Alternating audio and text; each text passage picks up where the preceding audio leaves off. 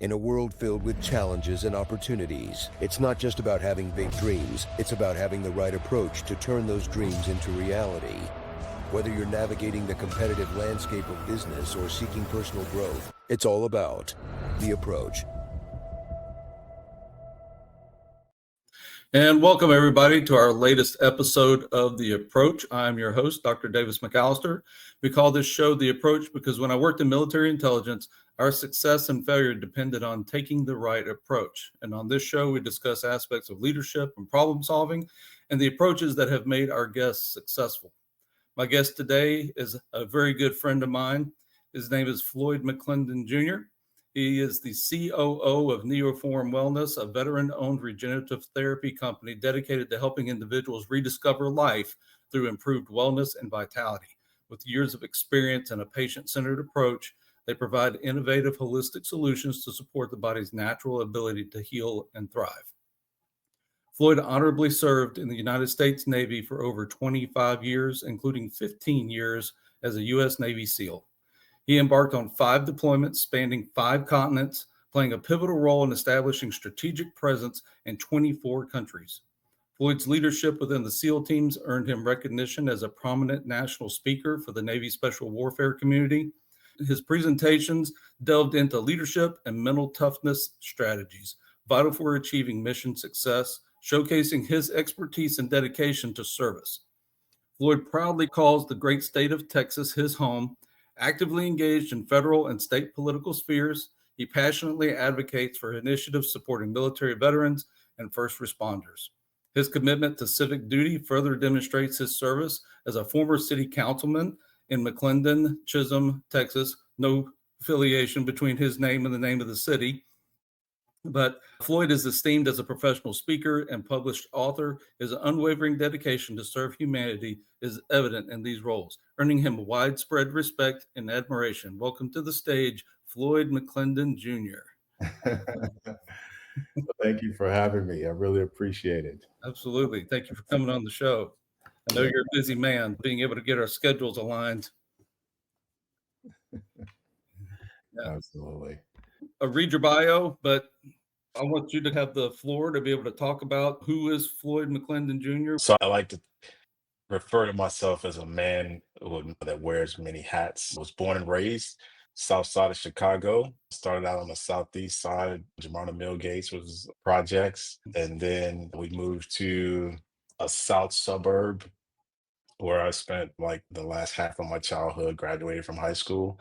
Went to University of Illinois, Champaign-Urbana for a year and a half. Figured out that I wasn't structured enough for academics. So I joined the United States Navy and with no expectation of making it a career. I was just in it for 6 years. Look, I wanted to see the world. I wanted to get away from my environment, my home. 25 years later, a phenomenal career. My first 10 years, I was a radar satellite communications expert, which was an electronic technician. And then I was blessed to expand and go into the SEAL teams and be a special warfare operator for my last 15 years. I retired 8 years ago. And since then, I've been up in Washington, D.C., worked as a legislative fellow for a North Carolina congressman, where I made a lot of contacts in Texas, which is where I decided to fully retire and reside. And I was the executive aide for the Texas Attorney General for a couple of years. From there, I resigned from him to run for U.S. Congress. And so far, I've run for U.S. Congress twice since then. I was the director of advancement and the director of the Invicta Project, which was affiliated with Parker University and Parker Performance Institute. So I did that for a number of years, impacting our military veterans and first responders who suffered from traumatic brain injury. And now I'm embarking on a new journey with Neoform Wellness. And as you stated, once again, we're serving the community to help them improve their quality of life. So yeah, I'm in the middle of writing a book. I went back to school. I'm a business student at SMU. I'm in their executive MBA program. I really enjoy it. It's kicking my butt, but it's expanding the brain, expanding my network, and I love it. So I'm positioning myself to continue to educate myself, to expand my network, and just be in a position to serve whenever God calls me to do. So that's who I am in a nutshell. I have a 17-year-old son who's going on 35. Okay. So you know how that is. Yeah. Yeah. But yeah, man, it's truly blessed. Mhm. We've known each other for a few years, so I Yeah. consider you a good friend of mine. Glad that the stars finally aligned for us to be able to get together, me be able to get you on here. So I know. It took you long enough, 20 episodes. Oh my yeah. goodness. No. Had to save you for a big one, that 20 mark. Look, Yeah. I'm grateful. Thank you. I'm truly blessed. No, I do appreciate you coming on. We set a standard a long time ago when I started this. I want good, high quality guests to come on. And it's actually hard trying to get people that are of extremely high caliber, especially a lot higher than I am, and trying to get them to agree to come on. And so anytime I have somebody that, especially of your caliber, that agrees to come on here, I'm greatly appreciative and very grateful for that. Absolutely. Yeah, So, let's dive into it. Let's get so it. let's rewind back a little bit. You grew up in Chicago. There's a lot of people that have a perception, especially if they've watched news media for the last few years, of what Chicago is. And I actually had a couple friends that where I grew up, they moved in from Chicago and they painted a picture for me too that was still very, even when I was a kid, it was still similar to what I saw, what we've seen in the news. Do you want to paint what that picture looked like for you growing up?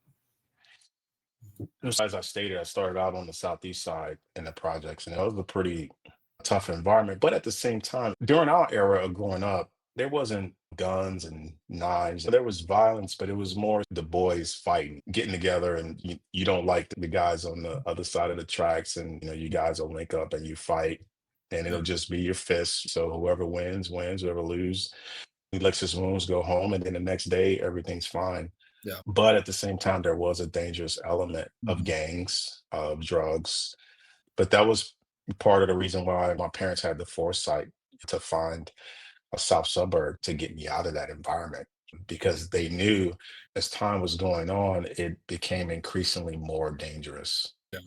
Because I grew up where I get out of school, like literally, my school was across the street, about a block away from where I live, James N. Thorpe Elementary School.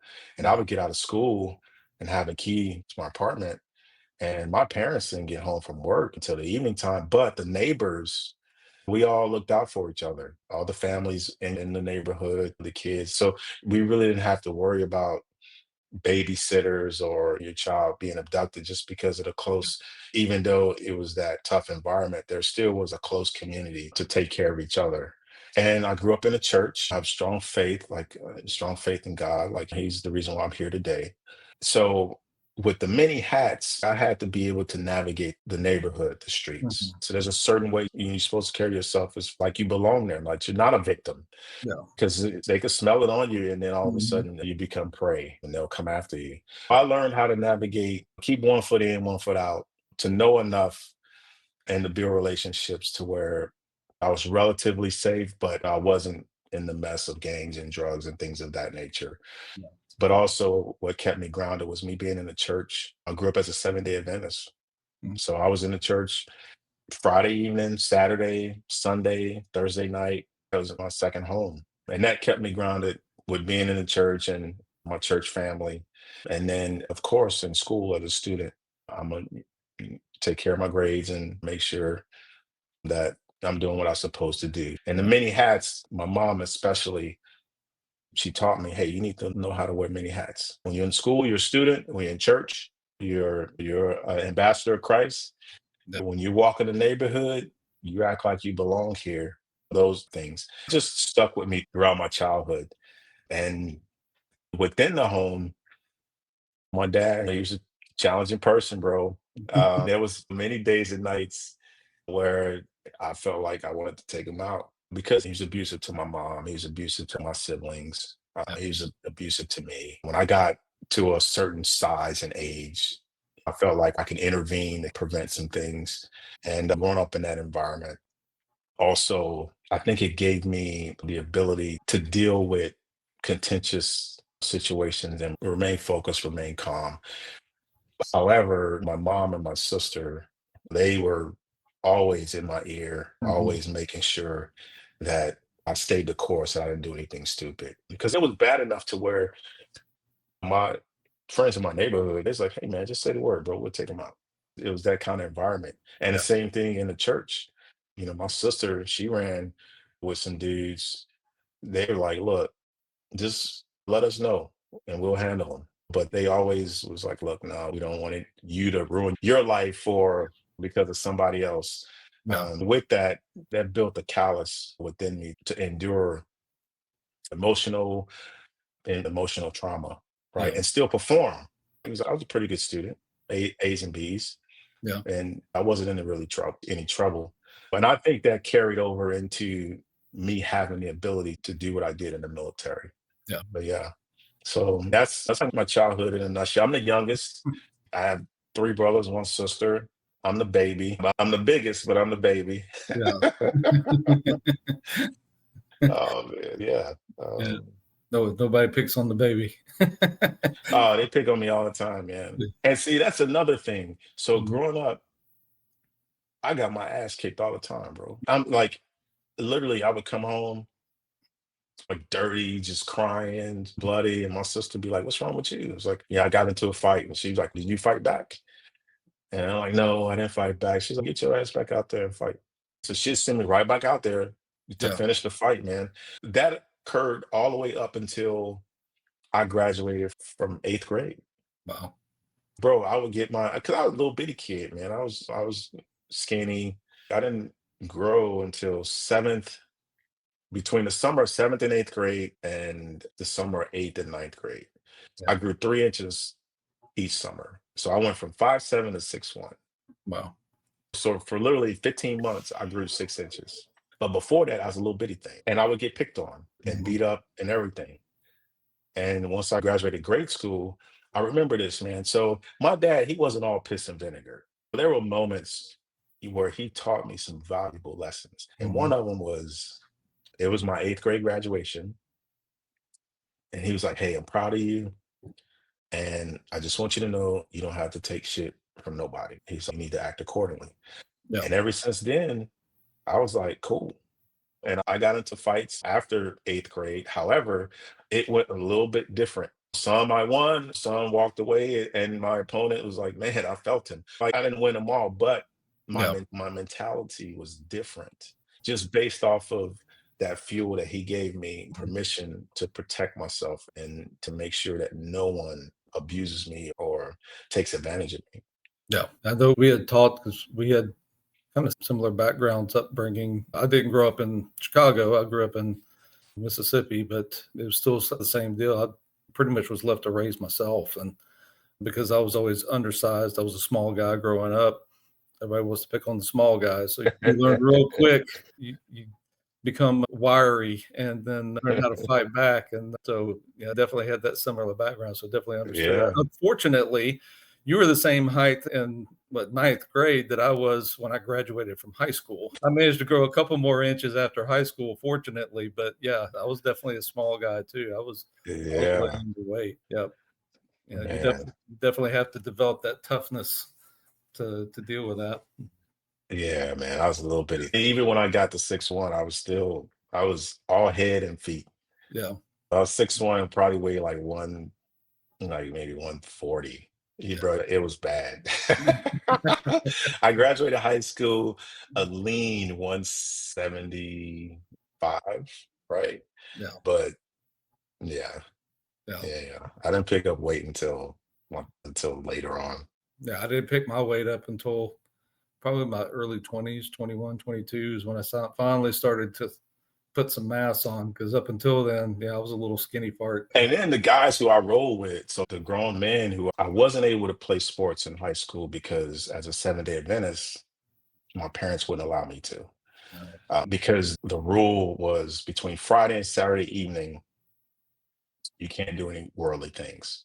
You can't watch TV. You can't listen to music. You can't go out and hang out with your friends. You can't go to those type of things. So basketball and football was Saturdays and Friday nights. More so, my dad, he was like, "Nah, you're not playing sports because of that." yeah. So the only sport outlet I had was playing basketball at church. We had a church team and we had Mhm. a church league. And I started playing basketball in the church league at 14. And I'm playing with grown men. So here it is. I'm this little bitty guy. but the dudes I played with, man, they were giants. So I was just like one of the smallest guys. So Yeah. that too helped with my development, Mm. especially in basketball, because I got pretty good when it came to, and that was one of my aspirations. I wanted to be a professional basketball player. But playing with those guys for 4 years, really helped me develop, considering that I wasn't able to play in high school. I did play in the Navy though. I can only imagine the influence because with you coming from Chicago, and then that was still around the same time Michael Jordan was up there. So Absolutely. I can only Yeah. imagine the influence that you had with that. So, I went to Jordan camp after my freshman year of high school. oh wow, Yeah. yeah. So sure did, man. Learned a ton. We did one segment of one-on-one against each other, me and Michael Jordan. Oh wow, Yeah, it was fun. that's Of awesome. course, I didn't win, but Yeah, yeah. yeah. I've heard that he doesn't just let anybody win. Man. Yeah. Graduated in 91. That was our first Chicago Mhm. Bulls championship. Huge Chicago Bulls fan, still to this day. So you made it through high school, and take us from there. What was your next steps? Graduating high school, I looked at college as a segue to get out of my environment. I didn't look at it as I'm going to get an education. At the time, I was like, yeah, I'm gonna go be a computer engineer. University will sound good. I'm gonna graduate and then I'm gonna have a computer engineer life, get a job and raise a family. But when I got there, I realized that I wasn't ready for college. It was more so I'm just happy to be away from home, my environment. So I didn't study. I didn't hit the books like I should have. And then at the end of my first year, I got put on probation. And I was like, all right. And my parents was like, we're not helping you with college. You're gonna have to fund it yourself since you're not gonna dedicate yourself. So I decided to join the reserves. So I joined the Navy Reserves and I went to boot camp that summer. And when I got back, I went back to the University of Illinois for a semester. And then that's when it really hit home. I was like, nah, I'm not ready. So I need to do something different. And then that's when I decided to go in full time active duty. And so I did that. And what's funny is that I ended back at school. So to be an electronic technician at the time, that curriculum was 2 years. So I had to do 2 years and then do 4 years obligation after I finished the school. Come to find out, the only difference between college and 2 years in electronic technician school was the structure. So it taught me like, oh, I have the discipline, I have the acumen, I have the intelligence, just didn't have the structure. Going to electronic technician school taught me how to create structure in my life to get things accomplished. Yeah. And then once I completed that, I went to sea duty for 4 years. And in those 4 years, I was on two ships, USS Kalamazoo, which is a replenishment oiler, is AOR 6. It was the home base was Norfolk, and they'd be in Norfolk, Virginia. We decommissioned it, and then I went to the USS John F. Kennedy, which is in Mayport, Florida, to finish out my sea duty. And at this time, I'm coming up on 6 years. My plan, I'm like, hey, look, I'm getting out. Like I'm gonna do my 6 years and I'm done. And they're like, wait a minute, you can go to shore duty and you can go to school. The Navy will pay for it, and you're not going out to sea because the 4 years that I was on ships, like over half that time, man, we was out to sea all the time. Yeah. So I was like, oh man, okay, I'll do that. So I went to Naval Air Station, Patuxent River, Maryland, and that's where I caught the idea of maybe considering the military a career. Hmm. But I needed to change my job. I didn't want to be an electronic technician for 20 years. It just didn't sit well with me.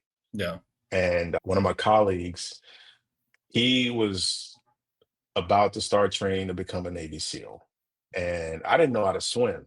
So I was like, hey, do you mind if I train with you on the swim portion? Because I want to learn how to swim. And now at this time, I had no interest in being a Navy SEAL. And in fact, I didn't even know what Navy SEAL was. And he's, yeah, you can train with me. So I trained with him for a couple weeks. And then I started to just dive into research on Navy SEALs and who they were and what they did. And so, and during this time, there wasn't internet. You had to go to the library. So you really had to extend yourself to find the information. Yeah. And I would go to the bookstores, I'd go to the library, and I would read any and everything that was on Navy SEALs. And it could be fiction or nonfiction, bro. It didn't matter. Yeah. I read it. But then also too, I started to get training manuals on how to become a Navy, on how to prepare to go to basic underwater demolition SEALs school to become a Navy SEAL. Yeah. And I started to not only do the swim portion, but I started to do the run portion and the calisthenics portion. And let me tell you, bro, I completely jumped into an element I knew nothing about, had no skill set whatsoever. I was coming from a basketball background. At that time, I'd already been to All Navy basketball twice. I got invited to come back a third time, but I declined because I was like, nope, I'm going to be a Navy SEAL. Yeah. And they're, what? Are you crazy? What's wrong with you? So I turned that down because my plan was I'm going to play all Navy basketball. I'm going to get selected for all armed forces basketball, which Mhm. goes overseas. They go overseas and they play other countries. So I'm going to get exposure. Some country is going to pick me up where I'll play for them for a couple of years. And then I'll get exposure to where I'm able to be selected to go into the NBA. And the plan was for me to be in the NBA by the time I was 30. That was the plan. So here it is. My plan is working. I just finished up my second year, and the all armed forces coaches was like, hey man, when you come out next year, we want you to come up to all armed forces to play. And Mhm. here it is. I'm like, no, thank you. I'm doing something different. And to an element I know nothing about. Bro, I can't swim. I never ran over 2 miles. Yeah. Never had a reason to. Yeah. And calisthenics, I never did calisthenics to the extent that you would need to do it in order to get in shape to be a Navy SEAL. I only did it enough just to get an outstanding score on the Navy PT test, Yeah. which was nothing. I could do that without training. Yeah. So here it is, all these elements, just the basic elements in order to get into shape, to go to training. I Mhm. had no experience whatsoever. And it put me on my ass. Yeah. It kicked my butt. And that's what motivated me. That's what fueled me. Yeah. I was like, holy shit. I was like, I'm not as good as I think I am. Yeah. I was like, a 15-minute PT workout smoked me. Yeah.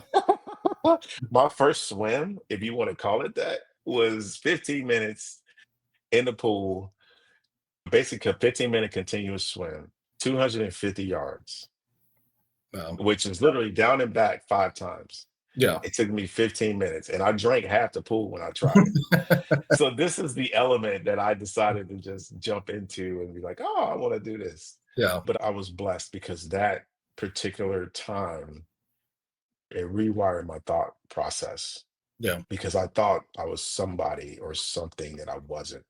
And this provided an environment to teach me, not only teach me, hey, no, you're not as good as you think you are, but you can improve, you can get better. Like, you have to put in work to do it. Yeah. And this is the first time in my life where I started to figure out exactly what dedication, hard work, right? Sacrifice was all about. This is where some of that self-discipline you figured out early on in your Navy career came into play too, because to continue to go out and do that on your own, trying to prepare, even if you are with a buddy, it still requires a lot of self-discipline to be able to go out and put that level of training in just to get ready. You're absolutely right. Turned out my colleague didn't qualify because of his eyes. No. So literally, it was just me, I trained on my own. But looking back, if you know how you look back and you're like, man, if I knew what I had to do in order to get to Yeah. where I needed to get, would you really do it? Man, it humbled me so much, but it taught me to believe and put in the work and just believe in the process. Because I believe humans, period. If they can't vision success, I think most humans only do things knowing that they will succeed. Yeah. But imagine dedicating yourself day in and day out for months, for years, Yeah. and you have no idea whether or not you're going to succeed. Yeah. Only 20% make it through. Yeah. That was a huge lesson for me. Yeah. Just trust the process. If you dedicate yourself and you put in the work, just you can actually almost relax and just trust the process. And whether you make it or not, that's God's decision. Yeah. So the questions I have to ask myself is, did I do everything in my power that I could possibly do in order to be successful in obtaining whatever it is that I'm working for? Yeah. And if the answer is yes, the way I process it is, you know what, it wasn't meant to be. God, it's God's decision that it was not meant to be. If my answer is no, now that's a problem, because now I don't know whether it my doing because I was lazy, or because I didn't want to put in the hard work, or was it divine? So now I don't know. So now I have to blame myself because I didn't put in the effort that I needed to in order to obtain the success. Yeah. But in doing so, there was plenty of times, bro, in training, I had no idea that I was going to be there at the end of the day, if Yeah. I was going to pass the evolution, or you I just didn't know. And I'm like, all right, I'm gonna just trust the process. Yeah. Yeah.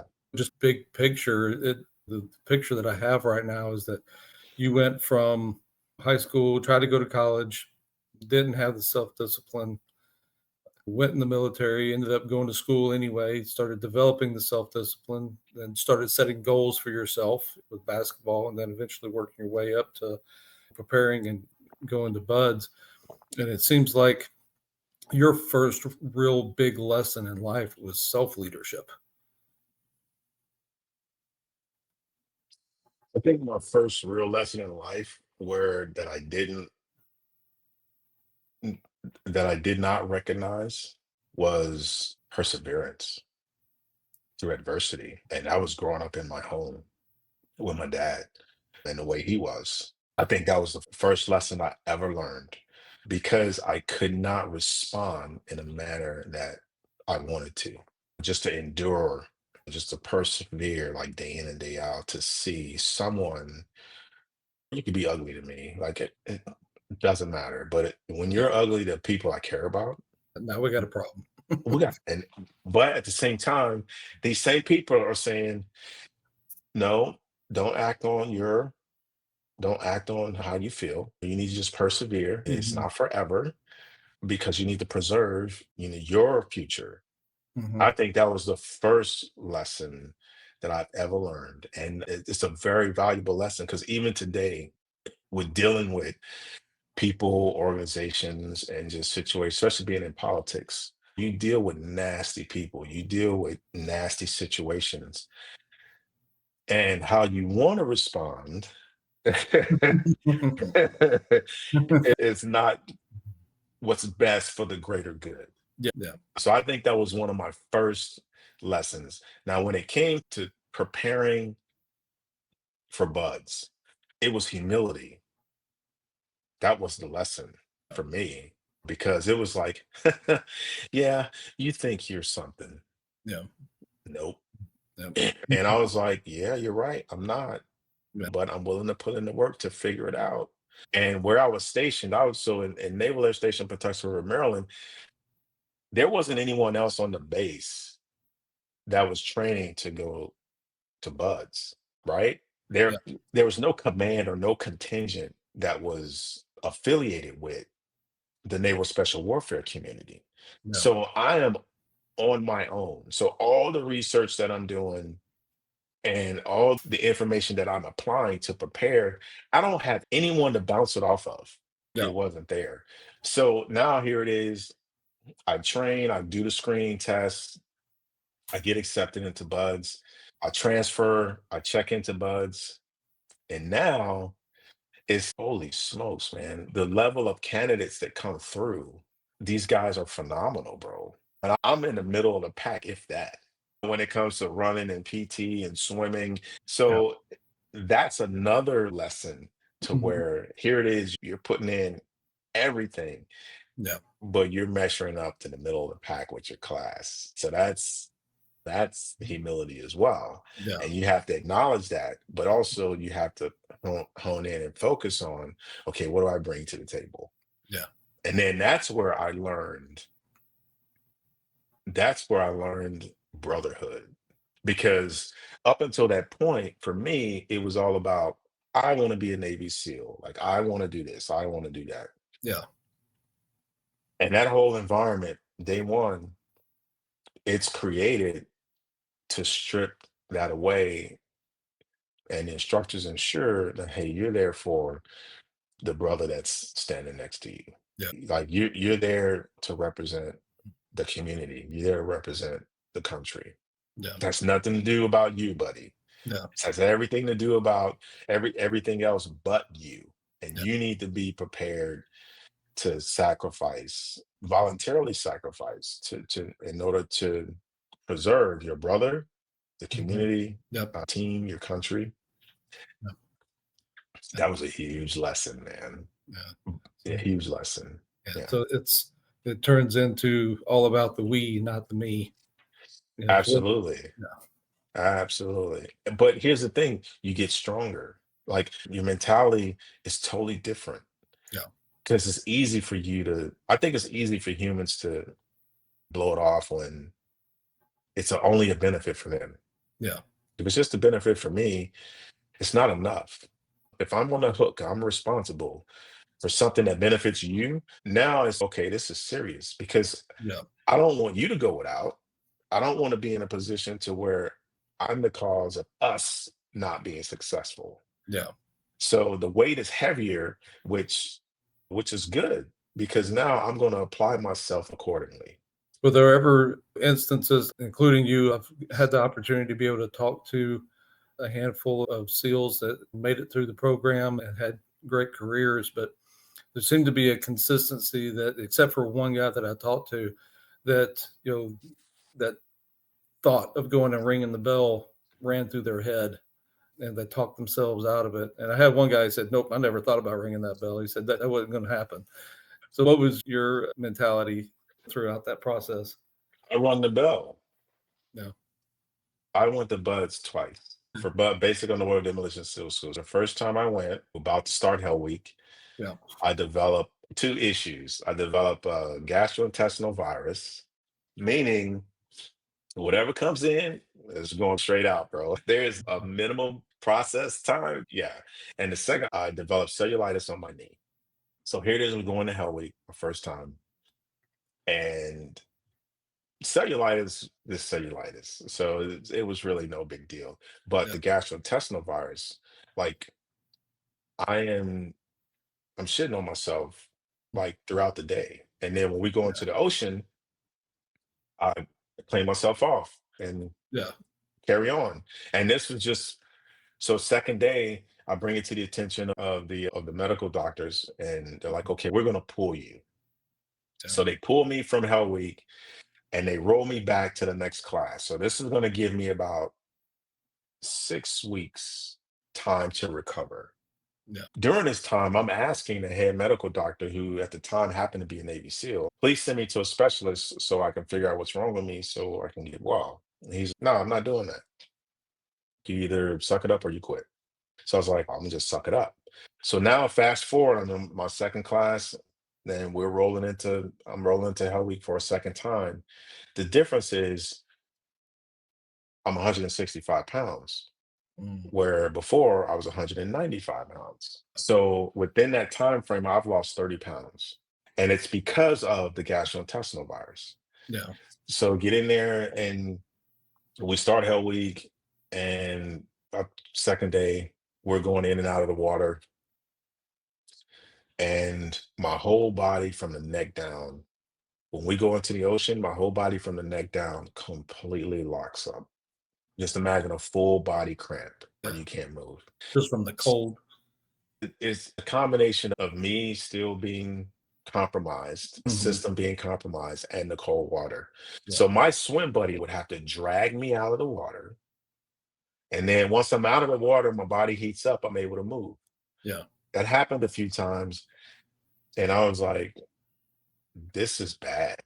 Yeah. So now my thought process, I'm like, I can continue, but how much damage am I going to do to my body? Yeah. Like, I was concerned about permanently damaging my body. Like, my concern was completing Hell Week, but permanently damaging my body so bad to Mhm. where they would medically drop me from training and I would never be a Navy SEAL. Yeah. So that was a concern for me. Yeah. So that was the turning point for Mhm. me. I said, okay, you know what? I'm done.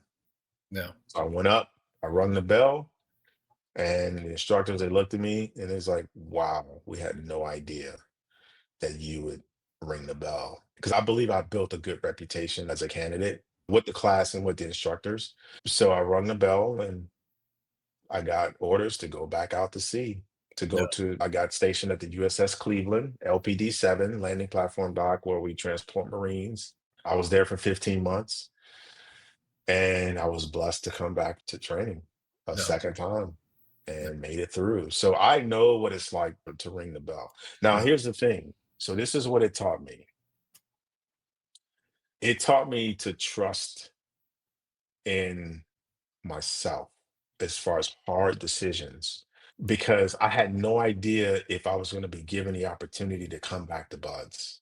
I Yeah. had no idea, but I had to, like, so I was like, I have to take this risk. Either one was a risk.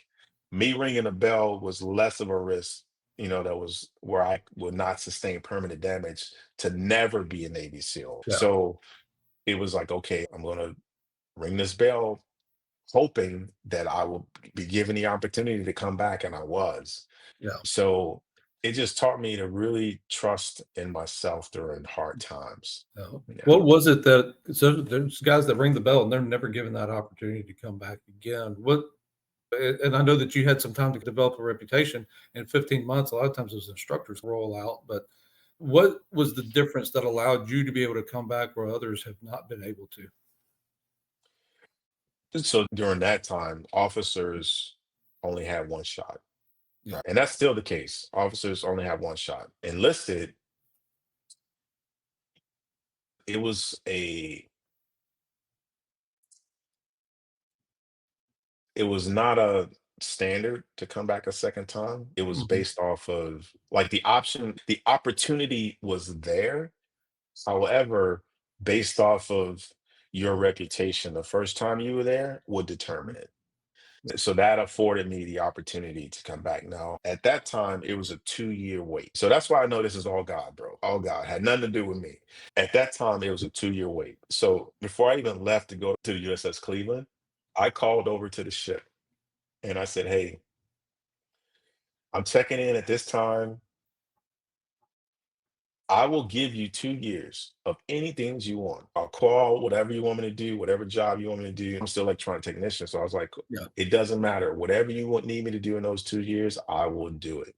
Yeah. I just asked you to give me the opportunity to come back to Buds at the end of my 2 years.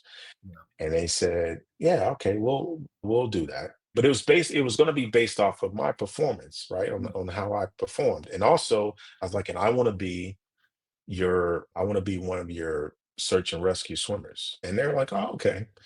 So as soon as I got there, we deployed for 6 months, came back, I became a surface search and rescue swimmer, surface search and rescue swimmer. Yeah. And then the process changed while I was gone. Like when I came back, the process used to be you screen, you do all your interviews, Mm. and you get accepted. And then your detailer, like the person who assigned you orders, would basically put a flag on you saying in 2 years you're gonna go to Navy SEAL training. So you got the orders, but the orders are delayed until you give your 2 years. The process had changed. And this is the process that I share with my command. I said, hey, look, this is the process. I'm going to screen a year early, but I'm not going anywhere for another year. They approved it. I screen, I pass everything, and then I sit down with the Naval Special Warfare Detailer, and he's okay. When you want to come to training? And I'm like, what are you talking about? I still got a year on my contract to be on the ship. He's like, once you screen and you get approved, you belong to us. Wow. And I was like, oh, really? And he's yeah. So when do you want your orders cut to, bro? Yeah. So I was like, give me 3 weeks. Yeah. And look, when the orders came into my command, I'm not lying. My leadership did not speak to me the rest of the time I was there. They were pissed. Yeah, I'm sure. They were pissed. But so here's the thing, bro. Let's go a little bit deeper into the USS Cleveland. I was a stellar sailor, and I had just screened for Sailor of the Year. I screened for in the Navy, we have what's called a CAP program. So if let's say you're an E5 and you didn't make it to E6, the Navy allows at the time, like the command could cap a certain amount of people to the next rank. Like meaning that we think Davis is good enough to be an E6. He didn't make it during the last cycle. You know what? We're going to cap him. We're going to promote him. Yeah. But there's an interview process, and you're interviewing against others who Yeah. are stellar performers. So I'm going through this process and looking at my resume the whole time I was there, bro, and so in my mind, I'm like, this is a wrap. I got this, right? And you got to interview with leadership. You go to a panel and they try to break you down, ask you all these questions and stuff.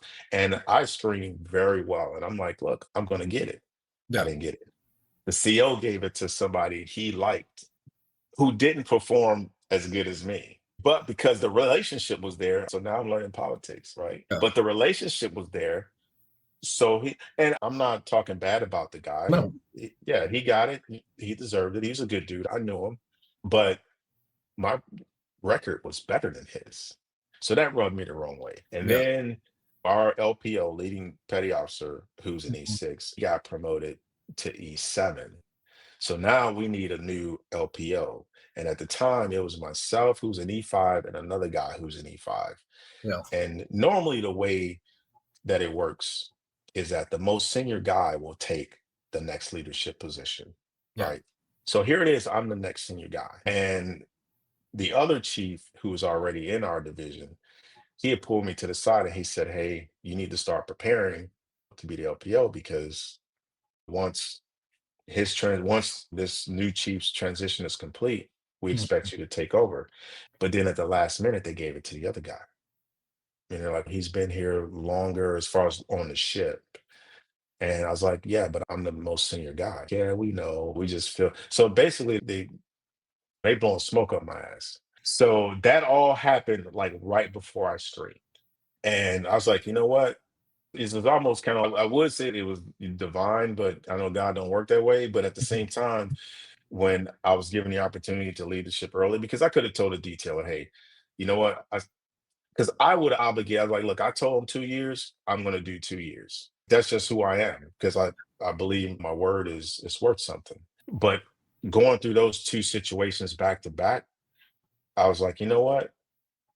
I'm done with you guys. I'm like, this is my opportunity. I'm out. And they were upset. They were upset. Yeah. It's got it. There's a couple of different ways that I kind of picture that. One is a lot of times God will intentionally prune things away or cut some of your roots away so that when He's ready to move you, it's a little bit easier process. And then there's other times where they just yank you up by the roots and say, "Here you go. This is where you go." Which I've gone through that process a few times, You and I both, brother. You and I both. and I hate that process. But I always look back and say, wait a minute, were there other messages that you were giving me before you did this to me? Yeah, Was I not listening? yeah, So did we really have to do it this yeah, way? It is, yes, we had to do yeah, it this way so you could fully understand us. Okay, got yeah. it. And Yeah. I know part of my issue is that the times that it happened is that I'm loyal to a fault. And if it hadn't happened that way, I wouldn't have left.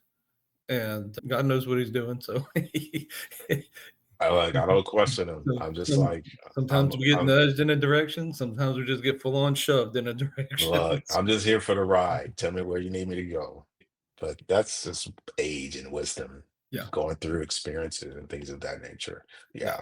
From a leadership standpoint, though, because you can't tell me that if people are in that level of command, they should know that once you go for the check process and to get ready to go back to buds and you go through the screening, they should know that once you've passed that, you now belong to them. You really don't have a say. They should have known that. They don't. Yeah. And I'll give you another story. So when I played all Navy basketball, I was on the USS at the time. I was on the USS John F. Kennedy, and I had to do all the research myself on how to submit my applications to actually be considered to go to camp to get selected to be on the team. Yeah.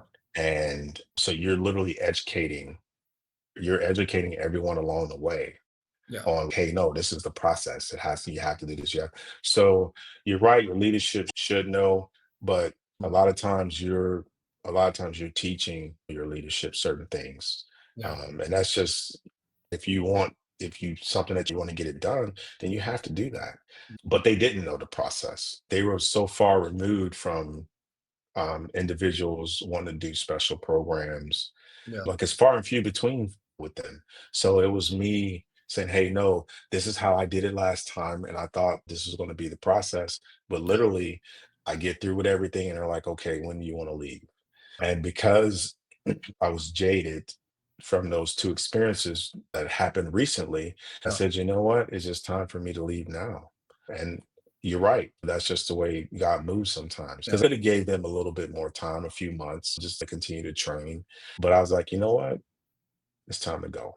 So you go back through buds. Obviously, you make it through that time. So talk us through a little bit of that experience as far as whatever you're comfortable talking about, and really want to kind of delve into because I've had a couple of different SEALs come on and gotten different perspectives about leadership within the SEAL teams.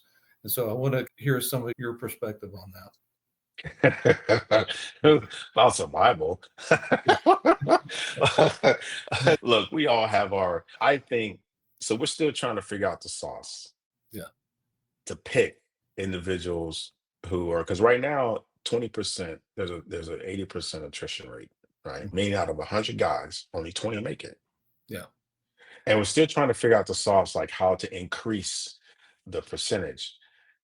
And for 60 years, we haven't been able to figure it out. Yeah. We can't put a finger on it to quantitate and say, hey, Davis has that sauce. But I believe pretty much everyone that makes it through have Mhm. experienced some type of adversity in their childhood or Yeah. in their young adult life Yeah. and was successful in getting through it. I truly believe that. Yeah. Like every one of us, if you sat us down and you were able to go through our life history, I think the common thread is we went through some trauma Yeah. and we came out on the other end successful, whatever that trauma is. For me, it was getting my ass kicked in the neighborhood all the time. It was dealing with my dad's aggression, those type of things. I think that significantly helped once I got to training. But at the same time, I was older. So I went to training for the first time when I was 28. Yeah.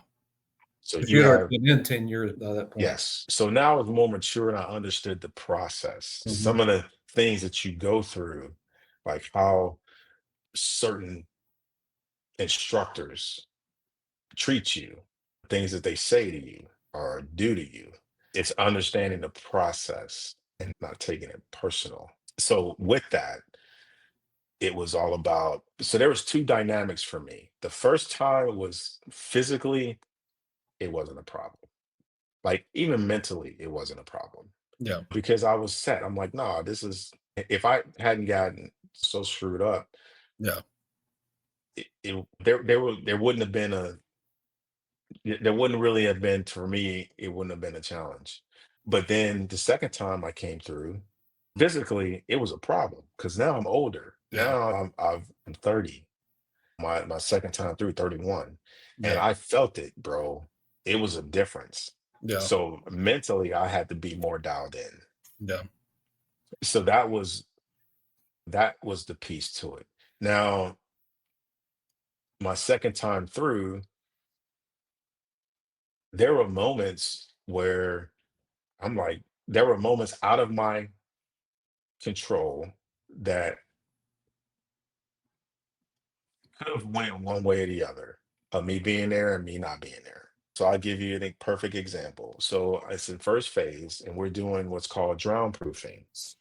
So drown proofing is we tie your feet together, we tie your hands behind your back, and we throw you in the deep end of the pool. And there's certain things that you have to do. Yeah. So here it is. I'm taking this test, and it's my last opportunity to pass it, and I fail. Oh. So instructor was like, "Hey, get your ass out the water.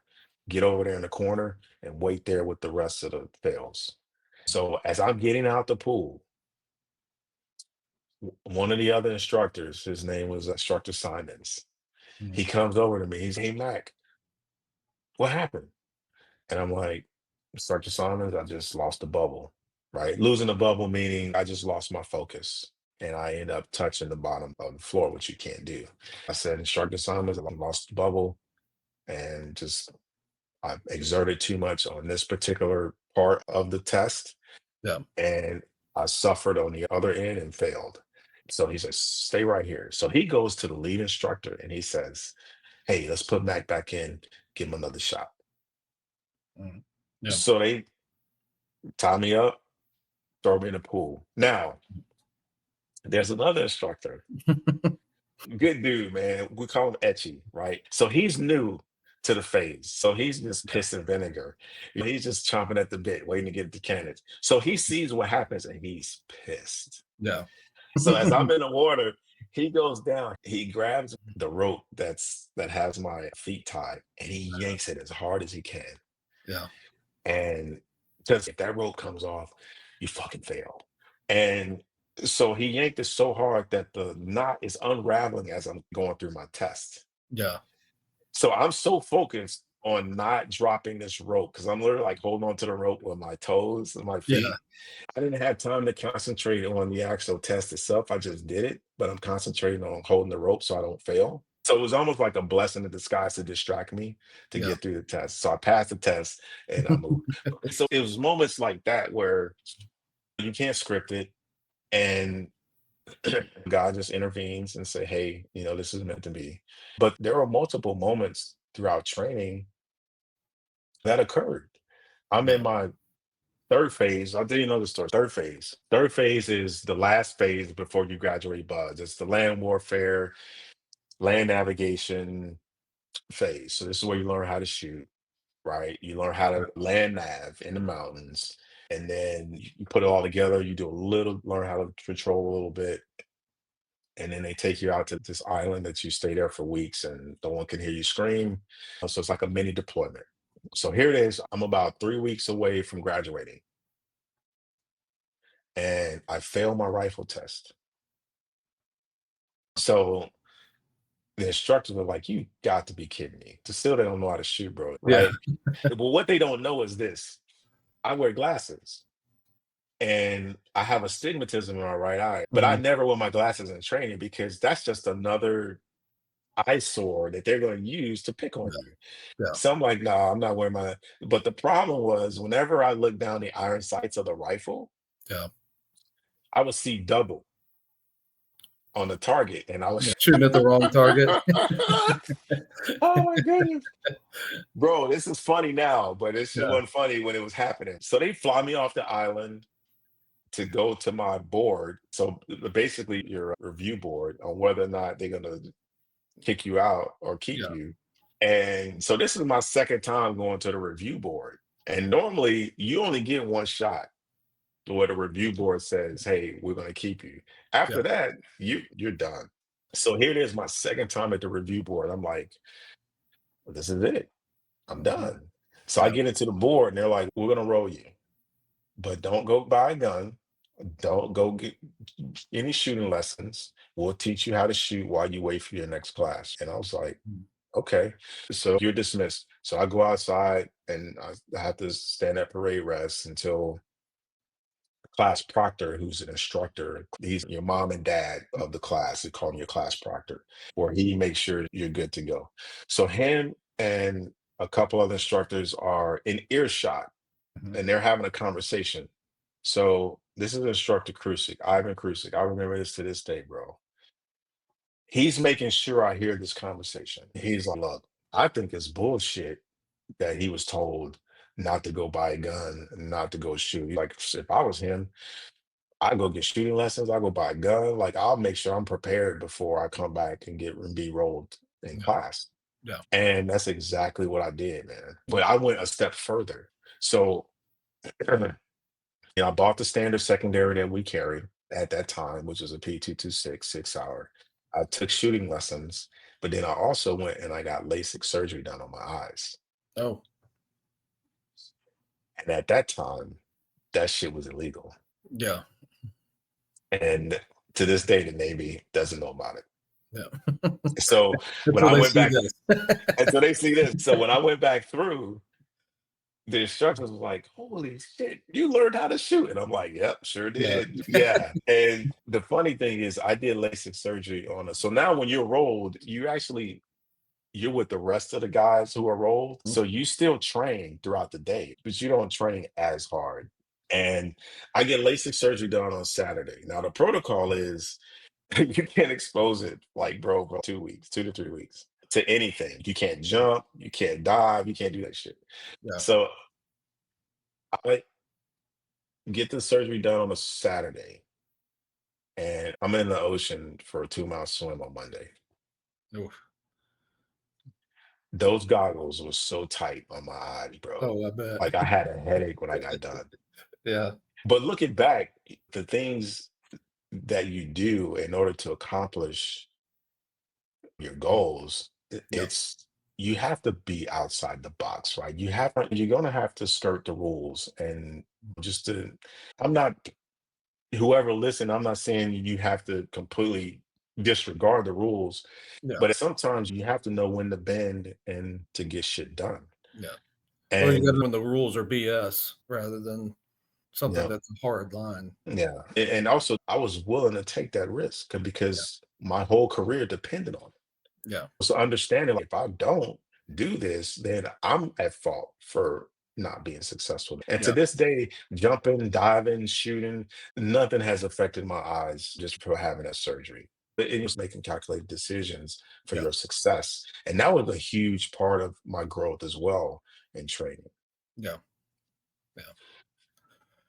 So after you made it through all that, we've already gone well over an hour. So we could probably You can cut and I paste was, however you want. I was going to say we could almost turn this into a two-parter, but walk us through your time in the SEALs and if you would relate that to your work in public service and the lessons, equate some of those lessons for us from the time that you spent on the teams versus your time in public service and the stuff that you're doing now. Okay. So in the teams, I rolled into leadership. Like normally as a new guy, you have a moment in time where you can just focus on yourself. But your core is still swim buddy, team, Mhm. command, Yeah. department, country. Yeah. That's still the core. But as a new guy, you can normally do that without having added responsibility for others. But for me, because I was older, more mature, that wasn't the case for me. Like when I rolled in as the older new guy, I was responsible for the new guys. But then also because of my maturity and how I performed in handling things, I was put in leadership roles. during combat, Yeah. right? So that taught me a very invaluable lesson, especially when the stakes are life and death. You really, I don't think you can really connect with those who have not been in that situation and to bring that to the table and then to get them to apply it. Yeah. So, what I do is the things that made me a good teammate, the things that made me a good leader. One, it was because of God. Two, it was because of my brothers and sisters who supported me, who were around me, my leaders. Like those were the ones who afforded me the opportunity and the space to grow in order to do what I was able to do in the SEAL teams. Yeah. But them just having the trust in me, the belief in me that, hey, shit happens, I know Floyd will handle it. Yeah. But the process and to put me in that position, that's the things that I focus on when I bring it to the table as the COO. Yeah. And a lot of it is soft skills. And what do I mean by soft skills? I'm talking about effective communication. I'm talking about emotional stability. Yeah. And people are like, well, what does that mean? Okay, you can be angry, but I can sit here and say, Davis, I'm really angry with you right now because of we went over an hour on the podcast Yeah. and it just doesn't sit well with me. That's unusual Mhm. to for to display anger in that manner. So it's having that emotional stability to express how you're feeling, but Yeah. you move in a manner that is conducive to your environment. And then when you look back, you're like, hey, I handled that situation correctly. But how do I effectively communicate with Davis in order to get him to be the best that he can be? How can I support him? Those soft skills is what I learned in the teams. Because here's the Yeah. thing, every operator, then you have your outliers, but every operator in the SEAL teams, we got Mhm. our shit together. Yeah. You're not going to have to worry about us right time, right place, right gear, mindset, right decision making in the moment. 9 times out of 10, we're going to do that without even thinking. It's outside of that, though, it's how do I effectively work with foreign countries who are not at our level? Yeah. How do I effectively communicate with them to ensure that one, I make sure my guys are safe, make sure they're safe, but we get the mission accomplished. Yeah. It's those like small intangible things where people are like, I don't relate to corporate world. You do like you truly do relate. You just have to be able to identify that, okay, this is what this is. Yeah. This is effective communication. This is your ability to lead in uncomfortable environments, right? This is your ability to fall short but get back up and figure it out, right? Those things are the world is craving that, bro. Yeah. Not just corporate, but the world. The world wants individuals who can cut through all the bullshit and see Yeah. what the core issue is Yeah. and address that core issue. Not a band-aid, not focusing on the tone of the individuals who you're working with, like they're Yeah. upset for some reason. It's we know how to block out all of that and focus on the core issue. Yeah. And we're not stuck to this is my idea. Yeah. Man, Davis just chopped that down. Now I got an attitude. I'm pissed off at Davis because he chopped down my idea that didn't work. So whatever he comes with, I'm gonna chop his. It's none of that Yeah. bullshit. Tip It's down. oh yeah, it's oh okay, that's a great idea. Okay, let's try that. Oh, that didn't work. Okay, let's move on to the next. Yeah. That's a soft skill. Yeah. We do that every day. Like Mm. special operators, we do that shit every day without even thinking. Yeah. Hey, oh man, I see you have your kit set up this way. Like, why do you have it that way? Oh, because when I maneuver, I can do this and do that, and it makes it faster. Oh, okay, my kit that I've been wearing like this for the last 2 years, I'm like, oh, that seems more efficient. Let me try that. And I try it out. I'm like, man, that shit really works. So it's not me getting caught up in this is how I work my kid Yeah. or this is how I do business. It's no, how are you most efficient and effective in order to get the job done? We're very skilled in that, whether that's downrange shooting bullets or whether that's in the boardroom trying to close a deal. It all translates. And I think it's that ability to be able to set ego aside. I think that's where a lot of, whether you're talking about the military, you're talking about special operations, you're talking about corporate America, where things become problems is when egos start overriding decision making. And in Navy SEAL training, bro, like athletes are praised throughout their whole, you're good, that's awesome, and you're fast, you're strong, you can do it. Yeah. Navy SEAL training, it's the complete opposite.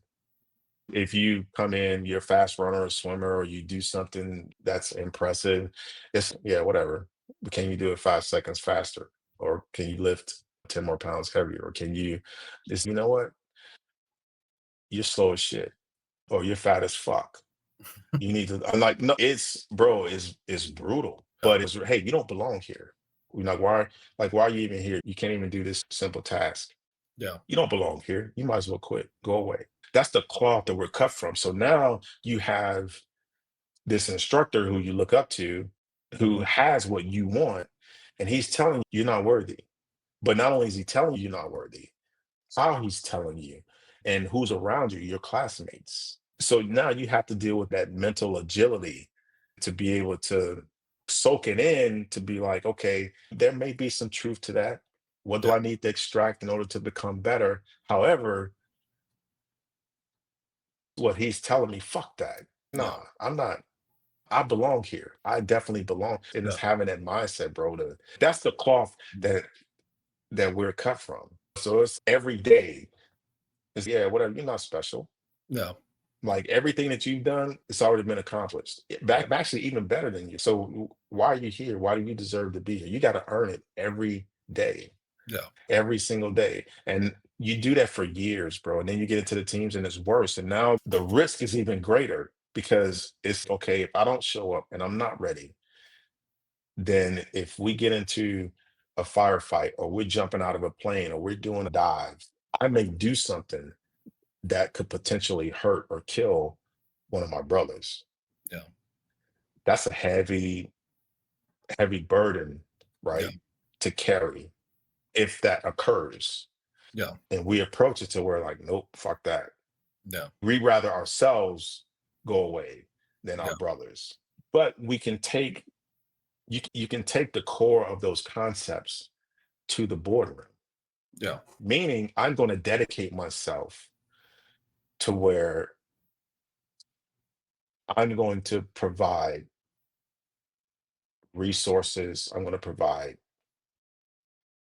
effective communication. I'm going to provide support.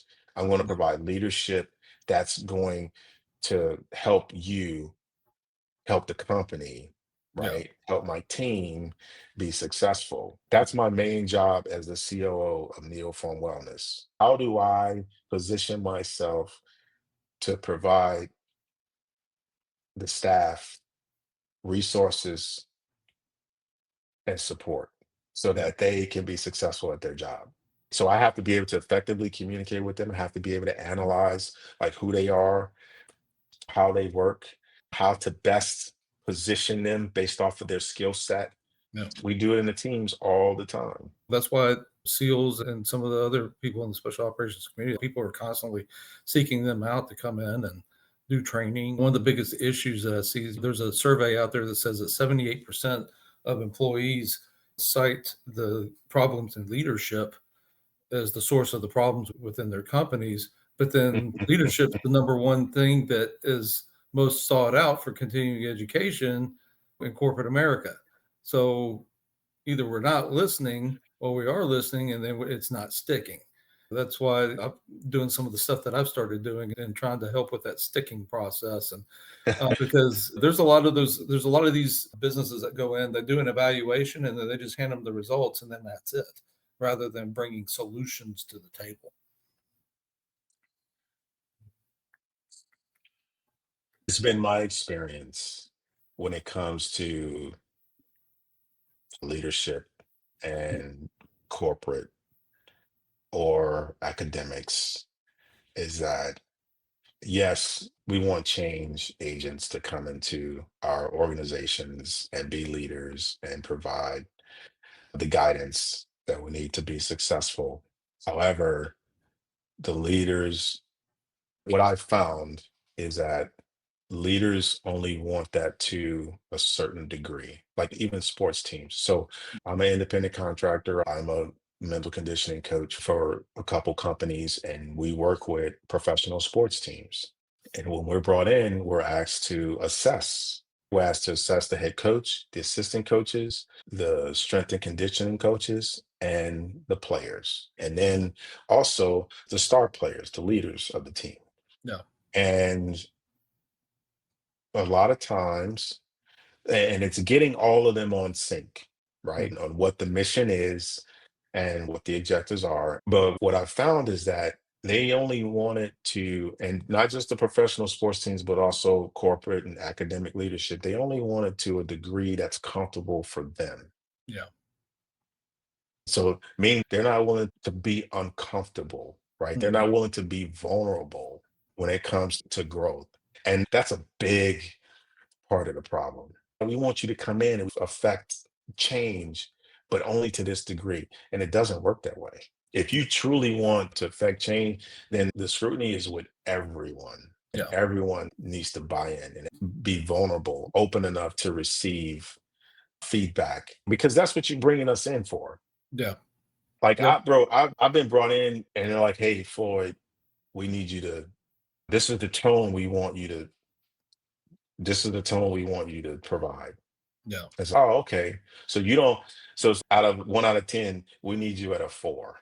I'm like, but in order to get the results that they need, bro, we need to be at a 7. Yeah. And they're like, and it'd be like, they're not, the leadership is not ready to be a 7. Yeah. I remember being in a meeting with a professional NFL team with the coaches, and the head coach was saying how he wanted his players to go all out on the field, all Mhm. out. I want them to perform at their highest level. Don't be afraid to make mistakes. Just go all out. Mhm. And so I asked the question. I was like, "Have you set the environment for that to occur?" Yeah. And you can hear a pin drop, because I just challenged the head coach of the NFL team. Yeah. And they're like, "What do you mean by that?" I said, "Most individuals are not going to be vulnerable unless they know the environment will allow them to be vulnerable. So if you want guys to go out there and give it their all and make mistakes, right? Mhm. Because that's part of the process. You want to push your skill set to that edge, right? Because you got to figure out, like, how good am I? Like, how fast am I? How strong am I? Like, Yeah. how accurate am I? So in order to figure that out, you have to push yourself to that edge and go over it and fail a little bit. Mhm. But is the environment set up to where you can recover? And if Yeah. the environment isn't set up that way, then don't expect your team or your guys to extend themselves like that. Yeah. That's just one example. But the fact was that I challenged the head coach. I was being looked at like the other coaches was looking at me. The Yeah. other NFL coaches was looking at me like, how dare you talk to him Yeah. that You, way? you lost your mind. And I wasn't disrespectful. No. It's, you brought us in here to help you. So, I'm going to help you. Those are just minor examples.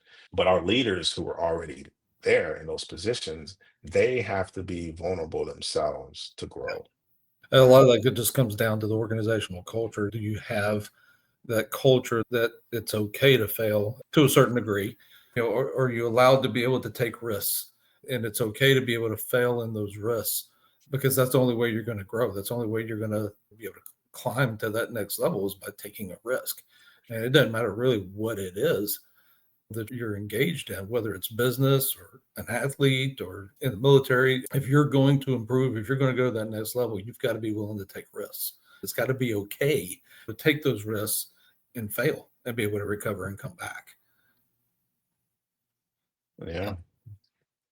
All right, we're way over our time. I want to do a part 2 with this. I'm going to put this out in its entirety, but there's so much more that we can go back and unpack. We could definitely dive deeper, Yeah. effective communication when it comes to conflict resolution, because that's a big one as well. And these are all the things that I speak about on my platform and also teach when I connect with professional sports teams and corporate. It's because those are your soft skills are the most important. Being able to assess the people who you work with, assess them like their character, and adjust in order to have conversations that will elevate them for them to perform at their highest level. As a leader, we have to make that adjustment. This is one was the vulnerability. The other one is being rigid, not being able to adjust leadership styles for your employees or for the rest of the leadership. 30 years ago, it was the boss, everyone adjusted to the boss. Yeah. It's not like that anymore. Like No. all leaders need to have the ability to code switch, right? Yeah. Oh, I need to talk to Dr. McAlister in this manner. Oh, Yeah. I need to talk to Floyd in this manner. But you're so good at it that you just flow back and forth and it seems seamless. That's a skill set.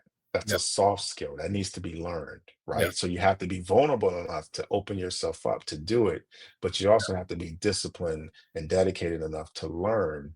Oh, Davis, I can communicate to Davis this way. I recognize that, and I'm going to adjust to him in order to provide what he needs. Yeah, because that goes back to for a little while, there was a big push for people to take personality tests. And now it's gotten to where people are using the personality test to determine whether somebody qualifies to come into the company. But they would give personality tests just so that people kind of had an assessment of who it was that they were, and then be able to use that as a communication tool. Because we all receive information through a filter, and our filter dictates what we hear.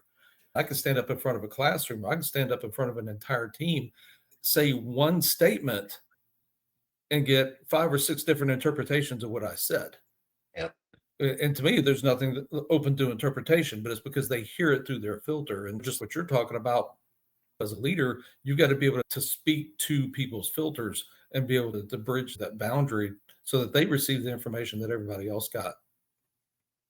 Now, here's the thing with that though. Like in that scenario, when it comes to like student professors or instructor candidate, that doesn't necessarily apply. I Yeah. think it's circumstances, right? Yeah. So I think if a professor is up there teaching, providing the curriculum that the students need to learn, Yeah. I think the adjustment needs to be on the student's part to digest what that instructor is stating and understand the instructor's way and how they present it. And then it's up to me to filter it to where I can digest it. Yeah. So it flips when it comes to those kind of things. Yeah. Being an instructor and having candidates. So I was a candidate, right, at one point, and I was an instructor at one point. Yeah. So now here it is. I'm teaching demolitions. I'm teaching you how to blow shit up. I'm teaching you how to build charges. There's a certain tone that I'm bringing to the table, and I'm not worried about the personalities in the class. You're going to adjust to me because I am teaching this particular curriculum. It's very important that you get so you don't blow up your teammates. But it's understanding the circumstances and Yeah. the situations to do those type of things, right? Yeah. So I was just using that as an analogy just because we receive information differently. absolutely, just your tone. Just your tone. I'd be like, "Man, I ain't listening to Davis."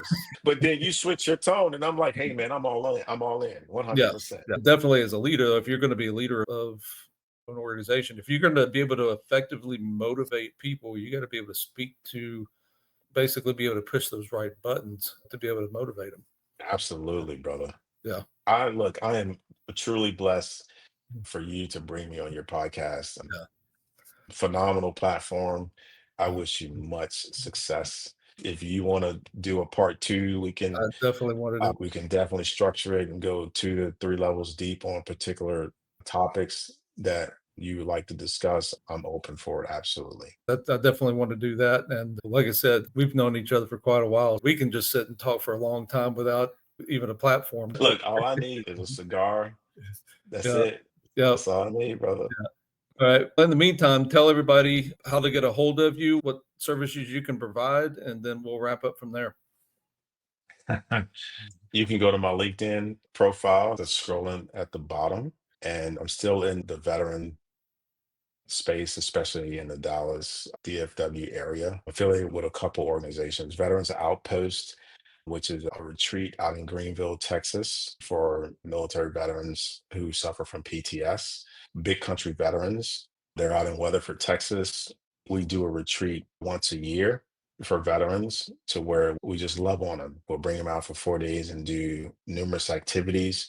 The Frisco VFW, I'm a member, and we're always doing activities every week. Now, here's the thing, like normally VFWs are, you think of old, like old veterans, but no, Frisco VFW is a very young veteran group.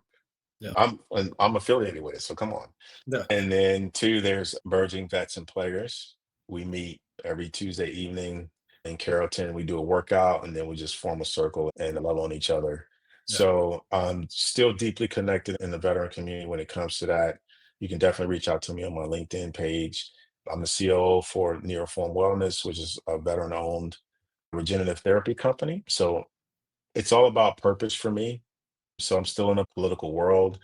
Yeah. I'm staying current with my relationships and also keeping up with the current issues of the world. And I just want to be prepared if God calls me to a political leadership position. Yeah, absolutely. Again, thank you again. And like I said, I'm looking forward. We're going to definitely schedule a part 2. Absolutely.